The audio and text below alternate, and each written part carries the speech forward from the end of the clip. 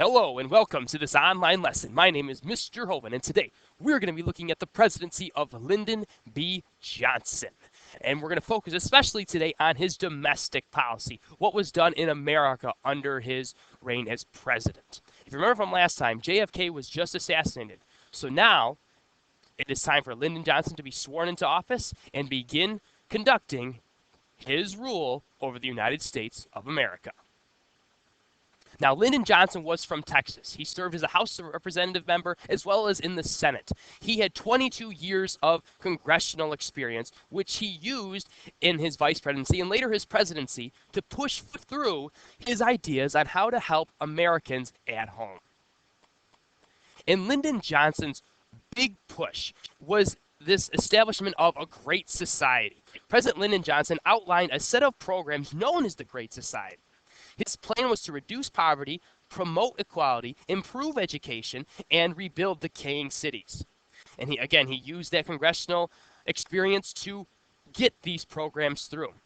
In his statement, here, Lincoln abolished slavery, and we're going to abolish poverty, said Lyndon Johnson again. His main focus was to eliminate poverty and promote health and welfare for all of America.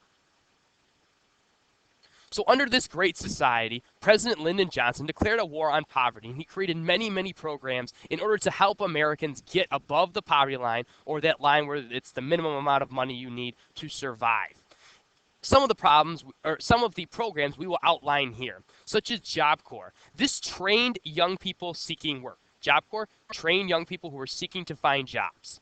Head Start. Head Start provided preschool education for poor children or for families that couldn't afford it.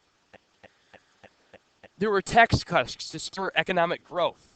There was federal aid to education under the Secondary Education Act of 1965, where money was given to help the elementary and secondary schools.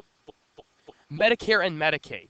Among the most important laws passed under Johnson were Medicare and Medicaid, both passed in 1965.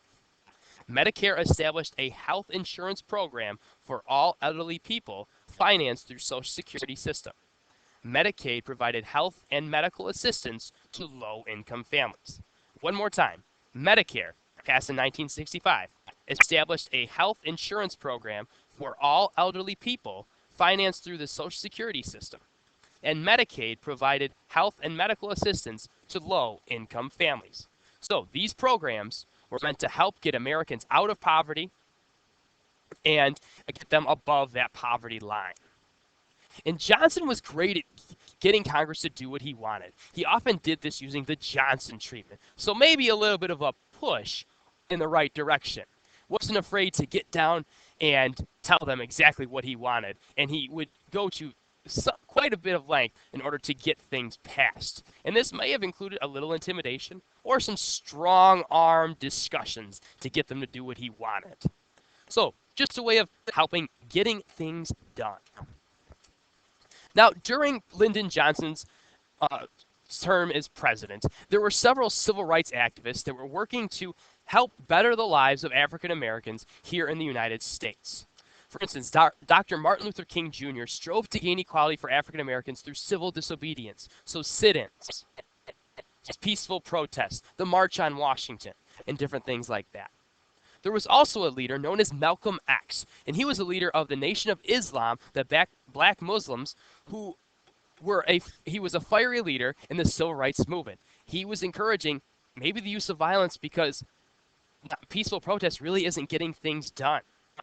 So during Lyndon Johnson's reign, these two men were also working in tandem with him to help improve the lives and gain rights for African Americans. So during President Johnson's term, there were several acts passed which helped African Americans. The Civil Rights Act of 1964 outlawed discrimination in hiring and ended segregation in stores, restaurants, theaters, and hotels. Civil Rights Act of 1964 outlawed discrimination in hiring and ended segregation in stores, restaurants, theaters, and hotels. There was also the Equal Opportunity Act, allowing for equal admittance into college, and the Voting Rights Act of 1965. So there was protests because even though they had their civil rights and they were ended segregation in stores, restaurants, theaters, and hotels, outlawed discrimination in hiring for African Americans, there was still restrictions on voting in especially the Deep South. So on March 15, 1965, in a televised speech, the president urged the passage of a voting rights bill. About this, there can be no argument, he said. Every American citizen must have an equal right to vote. In August, Johnson signed into law the Voting Rights Act of 1965. The act gave the federal government the power to force local officials to allow African Americans to register to vote. This act dramatically changed political life in the South. In 1966, about 100 African Americans held elective office in southern states, and by 1972, that number had increased almost 10 times. So there were many things that Johnson did to help African Americans and those individuals who were seen as lower class by the rest of the United States. But the big focuses for his presidency that we should remember are the Civil Rights Act and the Voting Rights Act, already discussed. And to wrap things up, during the Johnson presidency, these civil rights leaders that we mentioned earlier were assassinated. Malcolm X was assassinated in 1965 by a rival group within the black Muslims because he was calling for a world of white and black brotherhood. So white Americans and black Americans would come together at some decision and this table of brotherhood. And many of these black Muslims thought that was too peaceful and they didn't want to have that. So he was assassinated for his, in their mind, radical ideas. And Martin Luther King was assassinated on April 4th, 1968 in Memphis, Tennessee at a hotel. So even though these individuals passed on, the Civil Rights Act and the Civil Rights Voting, or the Voting Rights Act, were just a few things that were accomplished, which allowed African Americans to gain more rights and be seen as equals and not segregated anymore in society of America. That about wraps things up for today. Next time we'll be looking at President Johnson's foreign policy, and that is only 2 words: the Vietnam War. Have a great night, and we'll see you next time.